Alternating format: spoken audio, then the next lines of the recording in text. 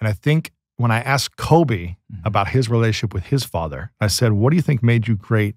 He said, my parents told me they were going to love me whether I scored every point or no points. And he said one summer in basketball, like when he was 12 or 13, he was in a summer league practicing, playing in a tournament for months. He said he did not score 1 point. And his dad and his mom were just like, we still love you. We love you no matter what. We just want you to have fun.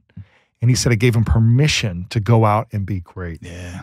And that kind of love anchors you into bedrock so you can rappel off, right? And you can go do crazy, wild stuff. And this goes back to after I opened up about the sexual abuse in this workshop, I remember thinking to myself, okay, these people in this group accepted me because we were all kind of opening up about different stuff.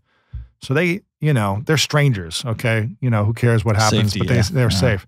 But I was like, I don't think I could tell my family or my friends. I don't think they're going to accept me. I talked to a therapist friend of mine, and I was like, hey, this thing just happened. I just talked about this, and I'm actually really scared because I don't know if anyone else will accept me. How can I even bring this to family and friends? And she gave me a great piece of advice. She said, set a time to call them each individually and ask them a question first and see their reaction and then see how you feel about it. But ask them, is there anything I could ever say or do that would make you not love me? And based on the response, if you feel comfortable, then you can share. If they receive that, and if they say, yeah, absolutely not. And I did that with each one of my family members. I said, is there anything I could ever say or do to make you not love me? And they were all like, absolutely not. It doesn't matter what you've done, I'm still gonna love you. And it gave me permission to reveal myself. It gave me permission to open up and be honest about my shames and insecurities. And then I thought to myself, okay, well, these are my family, they have to accept me. But my friends, I don't know if they will.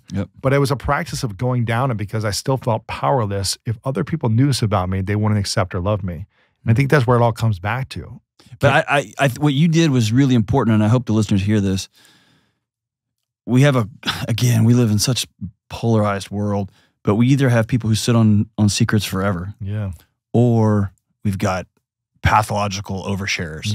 Right? You're like, hey, dude, spewing vulnerability you grab a burger. It's like, yeah, and then one time, and you're like, dude, like, and so it's context setting, it's time and place. But you did something magic, which is you knocked. It said, can I come in? Yes. And they said, come on in. If they're not ready for it, if they're making a joke or like, what are you gonna say? You're crazy, or then maybe don't tell them. Yeah, exactly. Maybe they're not ready for it. Maybe not ready for it. Yeah. Don't spew it on everyone. There you go. Yeah. And I'm not saying you need to share with everyone in your life these things.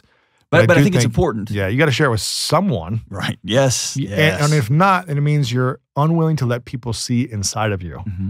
Okay. Why? Is this harsh to say it this way? If you're unwilling to let somebody to have that conversation, they're in my head, and man, tell me I'm wrong. You can hit me even. Comes a moment when you're choosing to stay here then.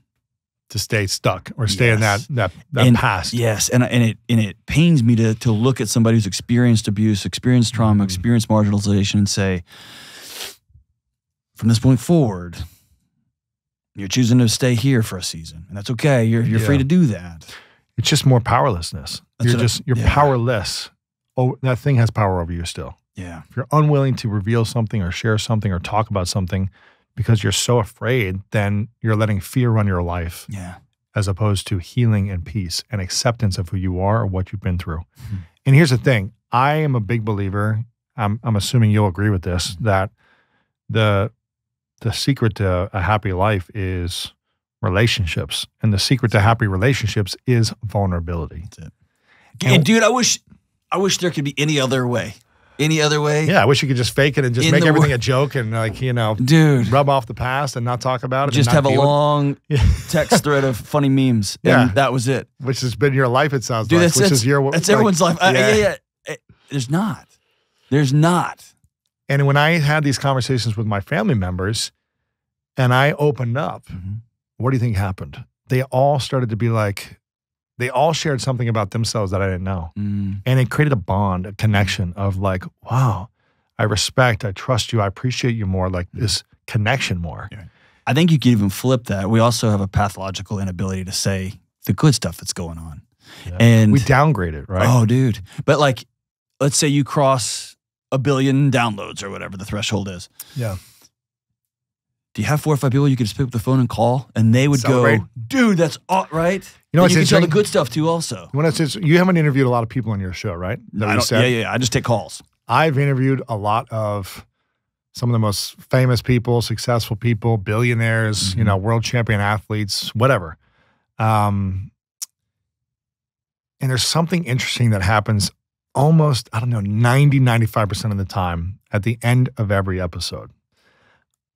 From the beginning, I always acknowledge people at the end from what I see in them. After I interview them for an hour or two, I sit there and I'm like, I want to acknowledge you for this gift that I see in you. Mm-hmm. Number one, most people can't receive acknowledgement. They don't receive praise and celebration or acknowledgement that well. Right. You want to know what most people say at the end when the camera's done and the lights are off and the mic's shut off? They'll come to me and say, was that good? Oh, man. Was that good enough? Yeah. Was that okay? And I'm like, you're freaking this person. You're this person. You're like, give me some of your talent, right? I'm like, what? Was it good? It was incredible. But it's like, we still feel like we need this. Did I say everything the right way? Should I say it this way? It's like this need to be still accepted and like, am I enough? Am I enough? Okay, before we leave. Yes. You wrote this, and give it to me. Right, this is the last question. Said, here's the thing about greatness. Greatness is not about being complete at the start. It's about being enough, even while you're still growing, developing, and changing. And as I read that, here's where the tension comes in. You already are enough when you're in this moment, and you're always becoming more. I don't think our culture has a psychological understanding of the word enough. No, because most people are never satisfied. So how do you balance growing and enough? This is the thing with high achievers too. It's like because they've never been satisfied, that's what's driven them to get the results they're at. And so they're like, well, I don't want to be satisfied because I'm not going to have this chip on my shoulder. I'm not going to have this drive or this hunger to go for more.